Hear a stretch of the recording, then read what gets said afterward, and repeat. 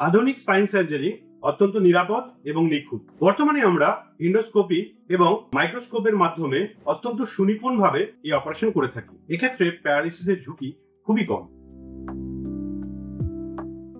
একদমই নয়। 90% যে পিঠে ব্যথার রোগী আমরা দেখি তাদের কিন্তু অনেকাংশেই আমরা ওষুধপত্র এবং ফিজিওথেরাপির মাধ্যমে পিঠে ব্যথা সারিয়ে দিই। কিছু ক্ষেত্রে যেমন যখন নার্ভের চাপ পড়ছে অথবা স্পন্ডাইলোলিস্থেসিস রয়েছে, মানে হাড় সরে গেছে, সেক্ষেত্রেই অপারেশনের দরকার হয়।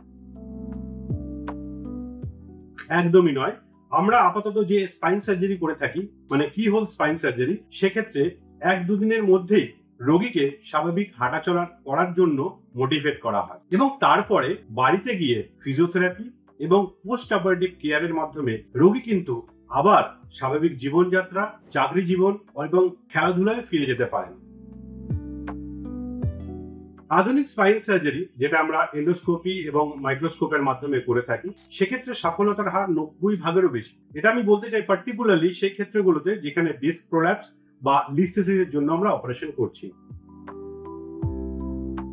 যেটা আমি বললাম যে কি হোল স্পাইন সার্জারি, সেক্ষেত্রে কিন্তু খুব ছোট্ট ইনসিশনের মাধ্যমে অপারেশন করা হয় এবং হসপিটাল স্টে সাধারণত 1 থেকে 2 দিনের মধ্যে হয় এবং খুব তাড়াতাড়ি রোগী সুস্থ হয়ে ওঠেন।